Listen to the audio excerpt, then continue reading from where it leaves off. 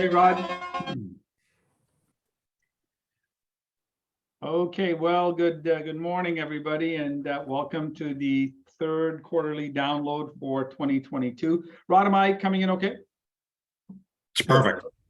All right, great. Okay, so in today's session, we're going to really just focus in on cap rate. As a broker, we're often asked about cap rates, and I thought today I'd spend some time doing a deep drill on the topic of what cap rates are.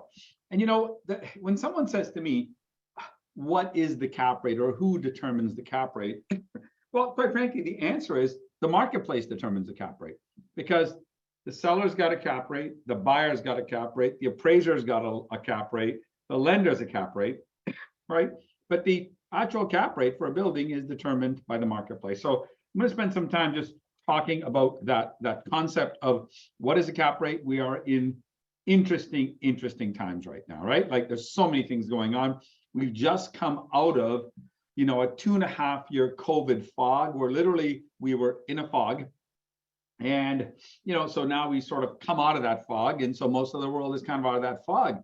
But if you're in the real estate business, we went right into another fog, and that's the interest rate fog. So an interest rate is probably the cost of capital is the number one cost of owning an apartment or developing an apartment, and that has become uncertain. So now we've gone into a second fog, right? So if you're in the pharmaceutical industry or some other industry, interest rates aren't that, it's not an interest rate sensitive business. So it's been a challenging time in real estate. It's been a good time in apartments for sure, because of just the asset class itself, but it's confusing to know where we are. And I hope during this session here, nobody knows what the cap rate is going to be in the future, right? But I think what I want to do is to give you some way to think about cap rates and what affects them, and then look at what's affecting it, and then make a decision for yourself on which way cap rates go. I watch the news probably too much, and quite frankly, I'm tired of opinion.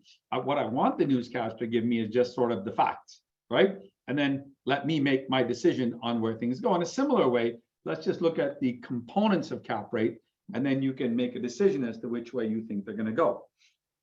Of course, the closer you are to cap rates, and probably the more accurate your data is going to be. But that's what I want to talk about today. Okay, all right. Second thing I'm going to talk about is we've got a lot of upcoming things coming up here at Rock Advisors, and during the initial part of the shutdown, back when it happened, 2 years ago, nobody knew what was going to happen. We as brokers, and that's primarily what we do, we're brokers. We had 20 staff, and we said, the wheels could be coming off the buggy. What should we do? So we decided we were going to become an education company. We've always done seminars, we've always written, but we've really put a lot of time, money, and effort into the education business, the book writing business, and so on. And so we've got a number of books coming out this fall that are the product of that work that we did in 2020 and 2021. So I'm going to talk a little bit about that. Okay. All right, Rod, next slide. So first I talk about just talk about what it's like to be a broker. That's what we are. We sell apartment buildings. The majority of our revenue derives from buildings like this. So this is what we have sold so far in 2022. Okay. And it's interesting, 2 of those buildings, the top 2, are actually in Calgary. And there we co-brokered with a collaborator, a co-broker, and a good friend of ours, Harvey Russell. And we were able to work together to win the listing for this. And that was part of why we worked together to win the listing, and then ultimately sell the building. And those 2 buildings have now closed. Okay. And what might surprise you, we're a brokerage firm of probably 25 people right now, 5 brokers and 20 staff, right?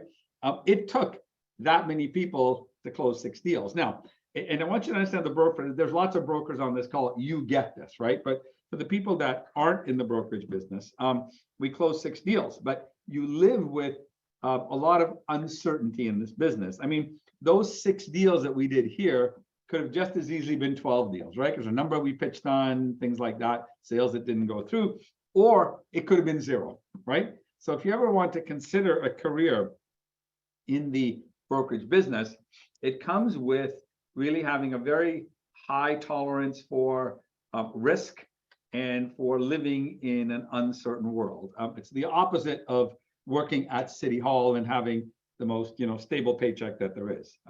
Just also from a interest standpoint, I think the average deal time for most of these deals was 6 months. I suspect that time could be getting longer, just getting harder and harder to do deals, and so on. But probably 6 months. And it used to be a little shorter, maybe 6 or 7 months or something like that. But what I want you to see is, for a full-on brokerage firm just doing apartments, that was what we've done so far this year, and it's October now.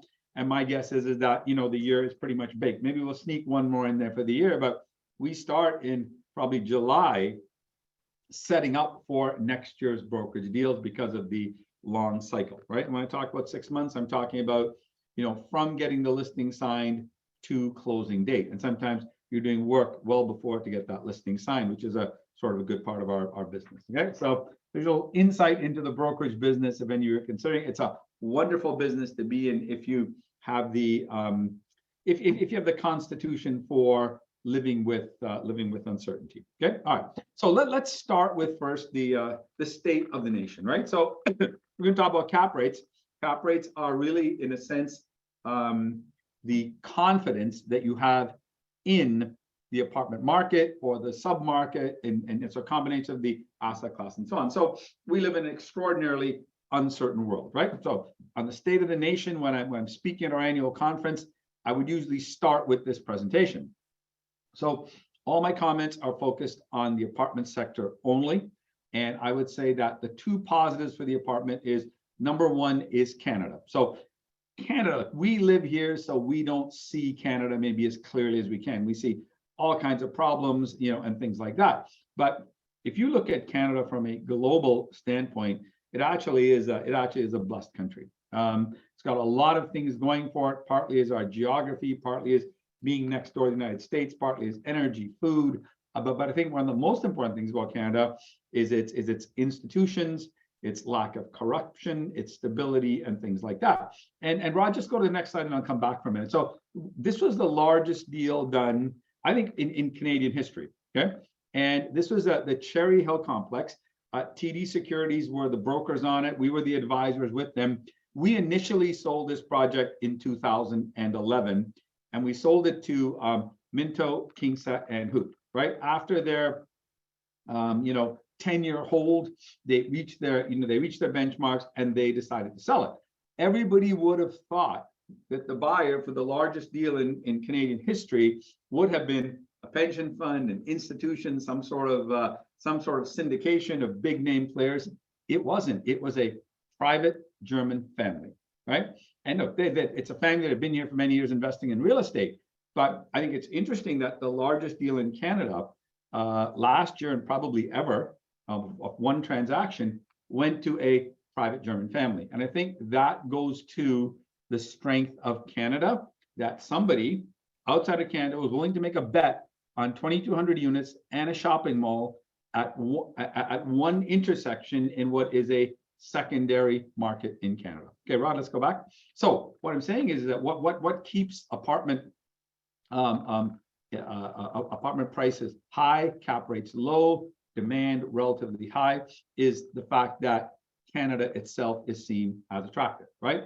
Then within Canada, the apartment asset class is probably the safest asset class to be in. Industrial has done also, really, really well. But apartments have proven themselves to be divorced from the regular economy, right? And so when we have a recession, apartments don't go up and down the way office might, or certainly hotel might, or retail might. So the combination of Canada and then being in the apartment class itself is just very, very positive for apartments. And those transactions that we've done, and I can't remember how much in transactions done every year in Canada, several billion dollars, I think is just speaks to this asset class and speaks to Canada. So those are the positives. Now, what are the headwinds? And a lot of these headwinds are normally there anyways. Okay, so number one, first thing to realize is if you're going to be in the apartment business, this is a regulated business, right? There's regulation, there's landlord and tenant law, there's rent control law. You saw during the shutdown, there was eviction freezes, there was you didn't have to pay your rent and you couldn't get evicted. That we passed through all of that now and got through it well. But the interesting thing was the majority of people paid their rent. The vast majority, 99.9%, 99.5% paid their rent because they valued the housing that they live in, right? But there is a threat of regulation all the time across the country. And that threat can come in the form of rent controls in markets that don't have it, a tightening of rent controls, the guideline increase, and so on. So that's not new, but we certainly are living in a politically charged world. We've seen government overreach in COVID. And, and I think that just generally, I think we're getting more government in our lives, not less. That's not a good thing. And more regulation generally does not support the apartment industry or apartment development. But point is, that's not a new risk. It's always been there, right? Interest rate risk. Well, if you're in the apartment business, you suffer or benefit from interest rates, but it comes with the territory. So that interest rates now are extremely uncertain, with interest rates rising. We'll talk about that a little bit later on, right? The economy is uncertain. The world is uncertain, but I think that it's a negative for sure that a downturn doesn't help anybody. But what I'm saying is apartments go down the least if they go down at all. It's interesting that if you look at 2022 so far, in terms of where you got your best return in the major asset classes, is gold was probably the best performer. Maybe say, Derek, are you crazy? Gold went down 5%, right? Yeah, but the stock market went down 15%. Real estate, houses might have gone down 20%. Cash got eroded by probably 9% based on inflation, right? So it's interesting. It's relative sometimes. So gold lost less money than having cash or having stocks or having bonds or something like that. So the economy is always a risk, and the economy looks uncertain. But the good news is that apartments generally outperform the other asset classes, and to some extent they are recession proof. They were also virus proof, right? And apartments did extraordinarily well during that time period. The other threat we face is operating costs and heat, hydro, water taxes, as well as staffing costs, renovation costs. The price of everything has gone up. That garage renovation that you could have done 2 years ago for $2 million, next year will probably cost $4 million, right? And it really doesn't add any significant value to your bottom line, and so on. Construction costs for sure. That has been the story that everyone's talked about a lot. Construction costs are up. I'm going to show you at the end of the presentation the actual numbers of what's happened in construction and how it's impacted on values. And I think you might be surprised by the result. One of my clients once told me, it's a great phrase. He said, it's never as good as it seems when things are good, and it's never as bad as it seems when things are bad, right? And I think that's probably true of construction costs. Yes, it's bad, and yes, costs have gone up, but it's not as bad as it seems when you consider all the factors that go into apartment development. So certainly anything to do with the physical plant, the cost is up, it takes longer, it's slower, and it's more expensive. Another threat that we face, I think, is federal taxation. Governments, federally, yes, right, probably municipally too, but governments have spent a ton of money, debts are at record level and things like that. If we're ever going to pay this off, then we're going to have to get more money from places. And one of those places may be a capital gains, a change in the capital gains tax. Currently, the inclusion rate on capital gains is 50%. That inclusion rate went to 75%. Then taxes are going to go up significantly, or there could be a wealth tax or something like that. But that is certainly a danger to apartment ownership, is just is federal taxation. Another danger might be municipal taxation as well. The cities have spent a lot of money during this time period. They can't go to the other asset classes of commercial real estate. They probably don't want to go to the homeowner, the voter, and apartments may be the target. We've seen that in other provinces. So there's some positives for sure, and they're pretty strong positives, Canada and the asset class itself, but there are headwinds, and those headwinds impact on cap rates, which we're going to talk about in a moment. Okay. All right. So let's go to the next slide then. It says cap rates. Yep. Next slide. Okay. So let's try and break down cap rates into sort of a formula. Okay. So cap rate equals, and I put a wavy sign, it's not a perfect formula, cap rate equals buyer IRR expectations, okay? So in fact, I would say that buyer IRR, so that's the long-term yield you expect to get from an apartment investment, right? And whatever you're willing to settle for as a buyer IRR expectation, in a sense, is the cap rate. It's the other side of the coin. So there's cap rate, buyer IRR expectations. So in a world full of opportunity, the lower return from apartments, and let's say in a world that's full of opportunity and stable, people say, well, I want to get higher returns. So other investments could yield better than apartments, so therefore demand for apartments for investors will be lower. In a uncertain world, a very uncertain world, and the stability of apartments, people say, well, I'm willing to accept a lower return for apartments because of their stability, because of the uncertainty in the world. So cap rates are just driven by, I would call buyer IRR investor sentiment, right? So how do you feel about the apartment asset class compared to other asset classes? And right now, I'm going to argue that that is good for apartments because people feel uncertain about a lot of things, but I think most people would feel certain about the apartment asset class. So if we were to turn this into a formula, then we would say cap rate equals buyer IRR expectation. So what yield people want minus, okay? And remember, minus means the cap rate goes down. So that's good, right? And so lower cap rate is a higher price. So minus rent growth. And so the point is that I will pay, if I'm an investor, I'll pay more for something if I believe the income from that asset will be more in the future. And with the shortage of apartments that we have right now, and the canceling of condominiums and apartments, which is going on in major cities, and the increase in immigration, which is happening now, that means that demand is going to go up. If demand goes up, rents are going to go up as much as you're allowed to raise the rents in a jurisdiction, right? And it's different across the country. So rent growth is good for apartments. Therefore, cap rates will be lower. Therefore, it's an arrow pointing downwards, meaning so down is good, right? Okay, so we think that because of rent growth, people are going to be willing to pay more money for the apartment building. Therefore, they're willing to pay a lower cap rate. Okay. The other factor that nobody is in agreement on, but I pose it as really a bit of a hypothesis. What is the impact of inflation on apartment values? Well, I'm hearing a lot of people tell me that they bought a G63. I think it's a really high-end Mercedes, right? Around $250,000, right? And they're saying, well, yeah, I bought it this year, but I'll be able to trade it in next year for, they paid $250,000, I'll be able to trade it in next year for $280,000, right? So they'll drive the nice Mercedes for a year and they'll trade it in and get $30,000 more. That's because of inflation. So the question, somebody can pop something into the chat room if they want, as to what they think the answer is, because I don't think anybody knows, but let's assume that inflation is 8%, okay, across the board, and interest rates are 5%. All right, so inflation is 8%, interest rates are 5%. You own your building for a year.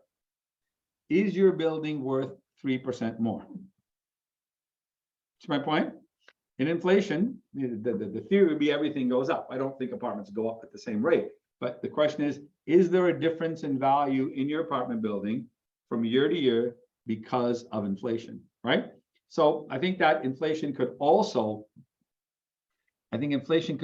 be positive, could beneficially impact cap rates, which means it's going to drive cap rates down. So both rent growth and inflation, I think, could drive cap rates down. Now, what's going to drive cap rates up? And that's interest rates, right?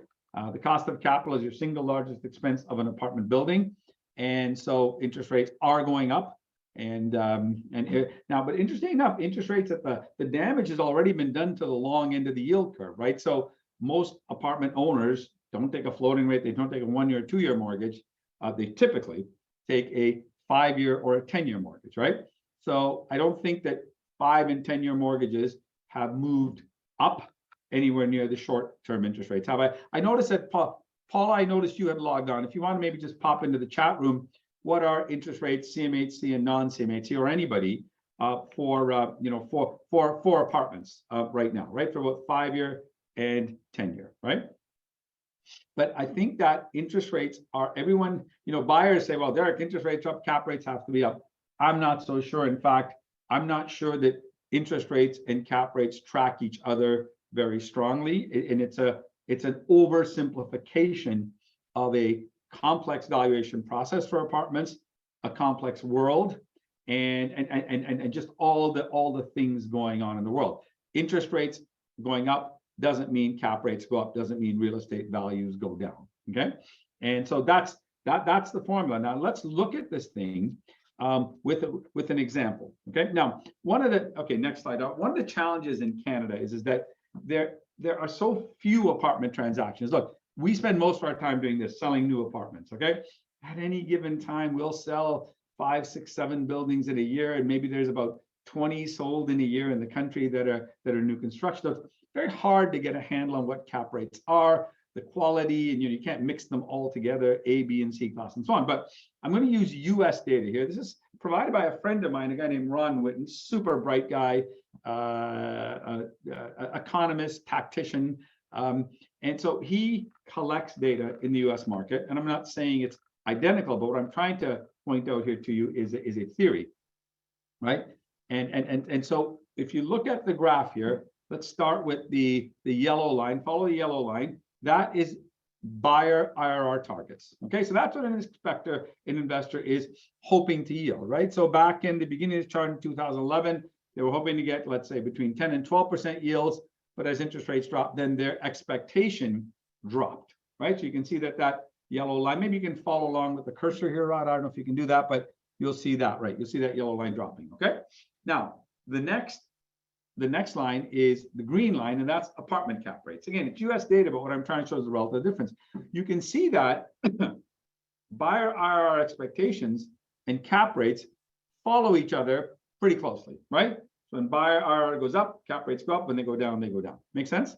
Okay, now, so the blue line, and Rod pointed out, that is the 10-year treasury rate in the US, okay? It's a proxy for interest rates. Now, if cap rates and interest rates tracked each other, that blue line and that green line would track.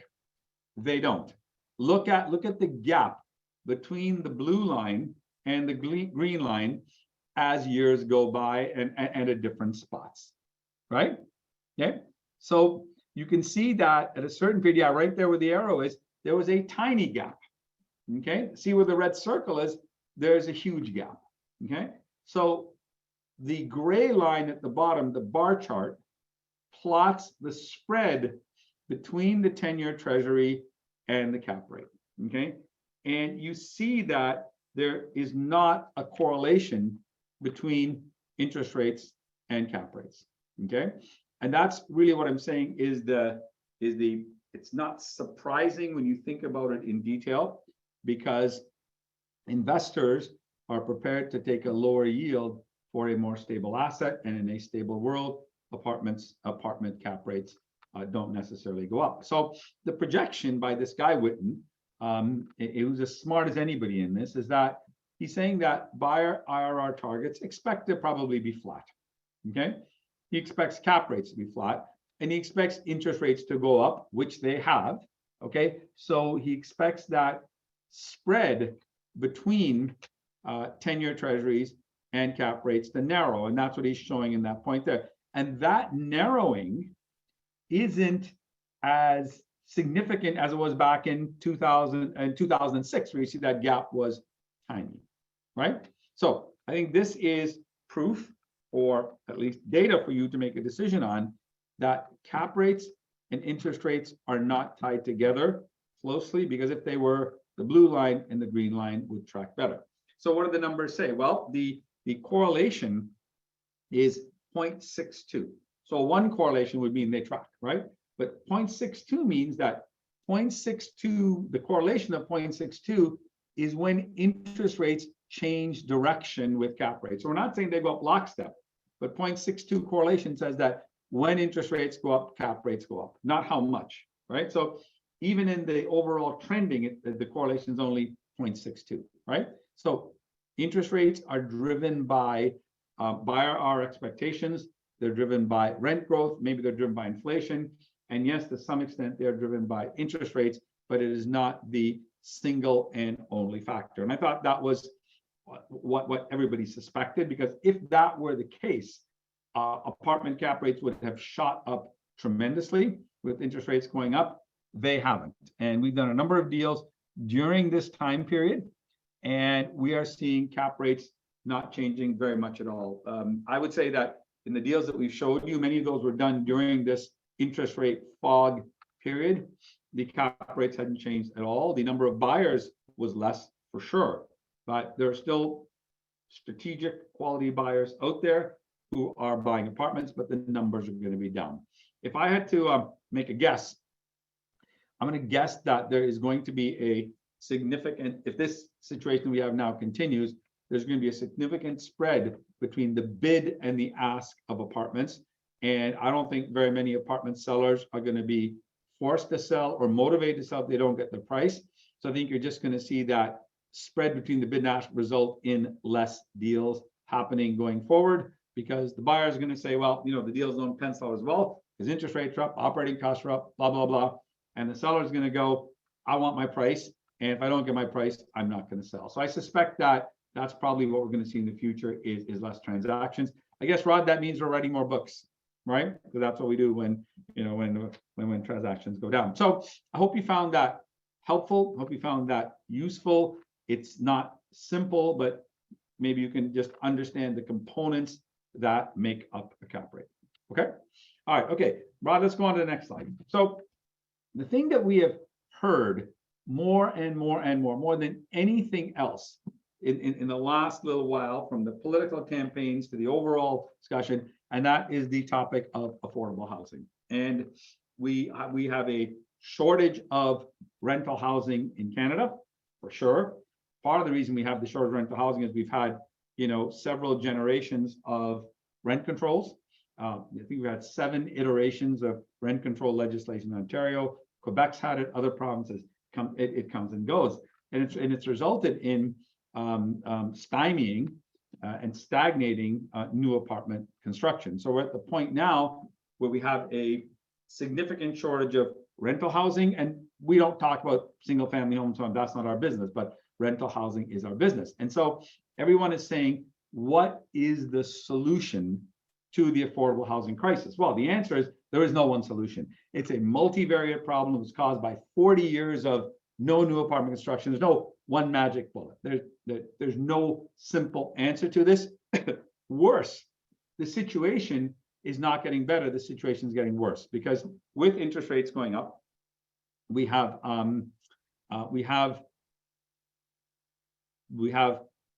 condominiums and apartment deals being paused. And I'm using the word pause, not canceled. Okay. So a lot of condo deals, a lot of rental deals are not penciling out at the higher interest rate. So the owners are going to pause. So meanwhile, we've got an already shortage of rental housing. We have more immigrants coming into the country and less housing coming online. That means that the housing problem that we have is going to probably get worse, practically speaking, before it gets better. Okay, so that's problem number 1. Problem number 2 that all of you have probably said or heard someone say is, how will my children ever buy a house? Okay, and that's a legitimate thing to say. So for those of you that are, you know, baby boomers, I'm at the end of the baby boom tail end, or a little younger than that. You all bought houses. Think about the house you bought when you bought it. If you're of that age, it was probably 3 times your income. Okay, so first house I bought, I think I was making $30,000 per year. I bought a house for $86,000, about 3 times my income. Today, if your family income is $100,000, that house is $1.5 million. So that 3 times income is now 15 times income. Okay, that's just reality. I mean, it's not a good situation. It may not be fair, but that's what it is. Now, also interest rates, by the way, are lower than they were, because when I bought my house, I remember buying my first house, interest rates were 18%. Second house, I think it was 8 or 9% or something like that, right? So we have this problem of housing affordability for the younger generation or whoever's buying a house, then we also have this problem of affordable housing. Well, so how do you buy a house today if you're a young person? Okay, my answer to that is you think of your house as a self-funding house. Okay, and that's why. So we are writing a book right now. It'll be out by the end of the year. And it's going to be called The Self-Funding House. Okay, it's not about the apartment business, but it kind of is, because I'm suggesting that one way to buy a house if we're a younger person is to buy a house that can be duplex or triplex, or put a laneway apartment in, or a garage apartment, or an accessory dwelling unit in the backyard. Okay, that unit might cost you $150,000, but it'll probably add, at today's interest rates and cap rates, $400,000 or $500,000 to the value of the property, allowing you to buy more property. Now, there's a whole bunch of hurdles in the way of doing that. Municipal hurdles, the municipalities have to get in line, the financing hurdles, banks have to recognize accessory dwelling units and things like that. Our job, and we see our function here, is not there's 440 municipalities in Ontario, and they all run independently, right? There's dozens of lending institutions and so on. What if we took an approach of saying, well, first, let's just change the mindset of what home ownership is. Okay, home ownership was something that you did personally. You bought a house, you got married, you had your kids, and and so on. Today, home ownership is not that. It's much more difficult. And I'm almost suggesting that your first home be your first business. Okay, and so you would take that house that you buy, you might put in a basement apartment, you might put in a garage apartment, laneway apartment, ADU. You might work from home, so now you can write off part of your housing costs. You may Airbnb that extra space that you have. You could take in roommates if you're young and things like that, right? So I think the self-funding house is a book that we're writing to help change the mindset of how people approach housing, because the old mindset of just saying, I'm going to get a job, save up some money, and then go buy a house probably isn't going to work, because while you're saving up money, the price of that house is going up, right? I'm seeing people, you hear newspaper stories, usually I'm the exception, not the rule, but 6 people get together and buy a house. That might sound noble, but that's probably not going to work, because as soon as someone gets a dog, or as soon as someone drinks somebody else's, red wine that was, left on the counter there, whatever, there's going to be problems, right? I think this is a business opportunity for people, probably more younger, right, to get into the housing market by thinking about the house as a business and it being self-funding.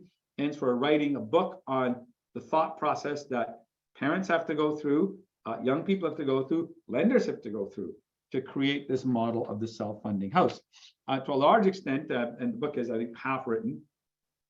It's the story of actually, Derek and Celia Lobo. When I first started at about age 23, I bought a house, and it was already a duplex, and I made it a triplex. I lived in the basement, right? When I got married, my wife would live in the basement, so we had to move upstairs, and I rented out the basement, right? It's interesting that I often thought to myself that this is an emotional decision. When I met, Celia, I already had the triplex. I came with the triplex. I wonder what would have happened if I had not had that house. Celia and I had gotten married, and then I said, hey, but to my new bride, let's buy a house and let's cut it up or into 3 apartments. I think she probably would have said, no, I don't want the hassle of tenants, et cetera, et cetera, et cetera. But because I'd already done it, it was something that, Celia was willing to accept, and it worked out beautifully, right? But I thought about that experience I had back then, and taking that and adding to it everything we've learned about apartments. This is really a small apartment building, duplex or triplex, putting it in a book, simplifying it. But I believe that it's a mindset shift. So I'm going to put everybody to work here, right? We've got 5 book covers here. They're all kind of preliminary. But Rod, can you put up the poll? And I'd like you to choose which book cover you like the best. We'll give you 10 seconds.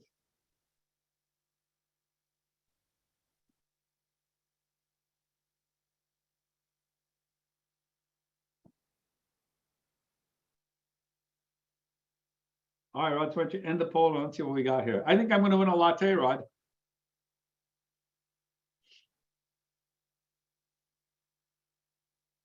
Okay. So, Rod, do you have an answer? Yes, we do. So A was 12%, B was 30%, Yeah. C19, D19, and E20. So C. B was the winner. B was the winner. Okay, so this is, I mean, we've asked people, you know, throughout, as you know, as we're going about our business, which one you like. This is the first time we've been able to add, you know, 100, 150 people about that. Okay, so if anybody would, I'd really appreciate a chat, a comment in the chat room about why you liked B or why you didn't like the other ones or something like that. You know, the title of a book is also very, very important, right? People, by the way, most people when they buy a book don't read it. I think I buy 30 books a year. I'd be lucky if I got through 3 of them. So the title of the book is called The Self-Funding House. And the subtitle is Reigniting Homeownership and Housing Affordability. Okay. And we think it could be a pretty significant book hitting the market at the right time, because we just constantly hear this problem of home ownership and affordability. And if more and more people do this, then more people get in the home ownership business, but they're also creating rental units, right? In the basement, in the garage, in the backyard, and so on. And these rental units get built quite quickly, right? And quite cheaply.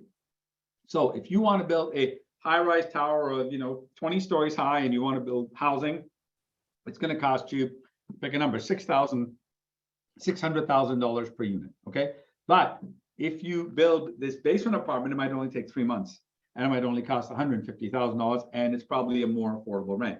So we see it as a solution to 2 problems. One, how do people buy a house? And secondly, creating affordable housing. Third is it's green. I mean, the roads are there, the sewers are there, you know, all that kind of stuff, right, is already in place, and the speed you can do it. Is that the answer to the affordable housing and the rental crisis in Canada? No, it's part of it, right? And it's a multivariate problem. So our plan is to write this book, market. It's the first time we've written sort of a consumer book, market it through all the channels, you know, worldwide, and then we're going to provide a learning portal for all the details as to how you accessorize a house to add 1 or 2 apartments to it.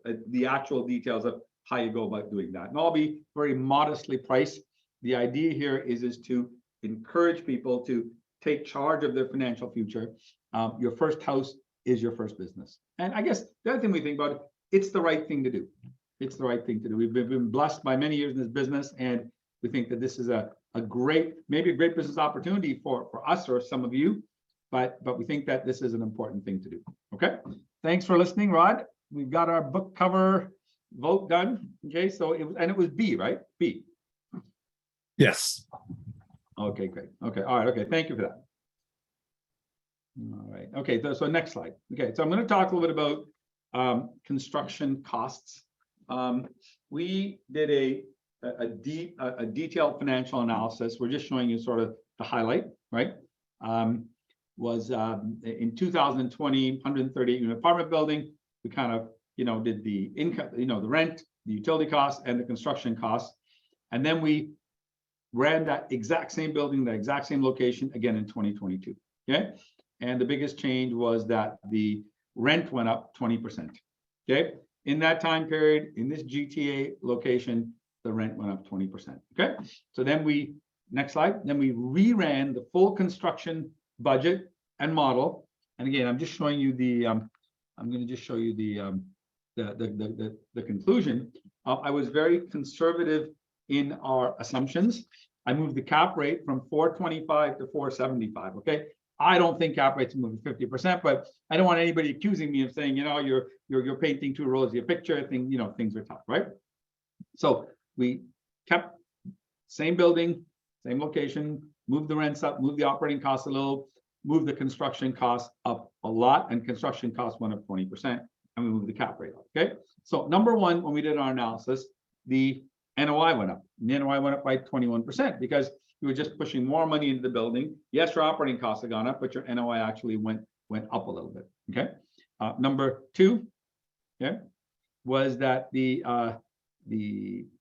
changed the cap rate, right, from 4.25% to 4.75%. Again, being extremely conservative here. Okay. Number three, when we ran the numbers, okay, was the return on cost. That's really the simplest metric. You take the NOI and you divide it by your all-in cost. Okay. So when we ran the numbers in 2020, the NOI, the return on cost was 23%. That's a healthy return on cost. Most condo developers, I think, make 10 or 15%. When we reran the numbers now at the current rental rate, which is 20% higher, with construction costs that were significantly higher, that return on cost went to 13.5%. So that's the question that developers have to ask themselves. Do they sit idle with a pause project, or do they go into the rental knowing that they're building a building for the next 40 or 50 years, for the next generation, that apartments always do on the long term, right? So we saw that return on cost go to about 13%, right? So the question you ask is that a deal that would still pencil out today? I would think if you're if you're thinking long-term, then yes, it probably does. Okay, right? Okay, next slide. And then the profit, went from, if you built it and sold it at the different cap rates, and the cap rate should take into account the interest rate increase, you made about $15 million in the deal in 2020. Today, you'd make about $10 million.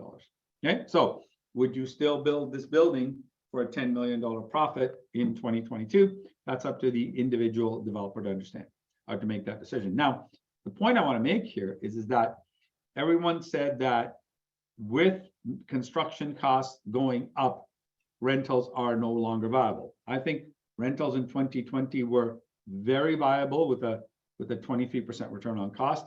I think for the individual developer and their yield target returns and their long-term thinking, the return on cost of 13.5 may be enough to consider apartment development. So the message is, yes, construction costs have gone up for sure, gone significantly, but rents have also gone up, and that offsets some of that construction cost increase. Okay.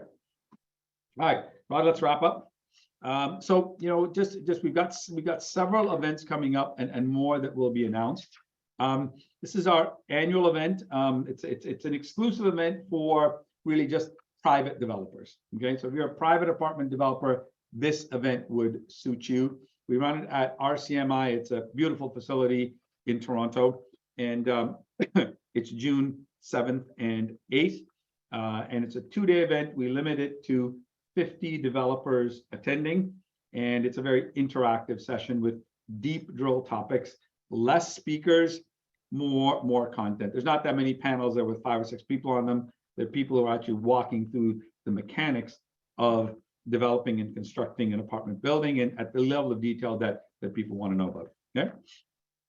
Our next is that I mentioned that during a good part of the shutdown, we turned all our attention to taking the knowledge we have of apartment development and putting it into courses. And we've developed a learning portal, Apartment University, that is a huge undertaking. There's hundreds of modules in there, with more being added all the time for people who want to learn the apartment development business. Some people ask us, what do you do? We are the developer of developers, right? And so it's part of our business model that when we train developers to build apartments, and not the construction part, you're already a developer, you're building retail, you're building office, you're building hotels, or something like that. You want to pivot to developing apartments, we teach you that. So what we say to existing developers is, who know the construction process, a hotel developer, 90% of what you already need to know to become an apartment developer. We're going to teach you the last 10%.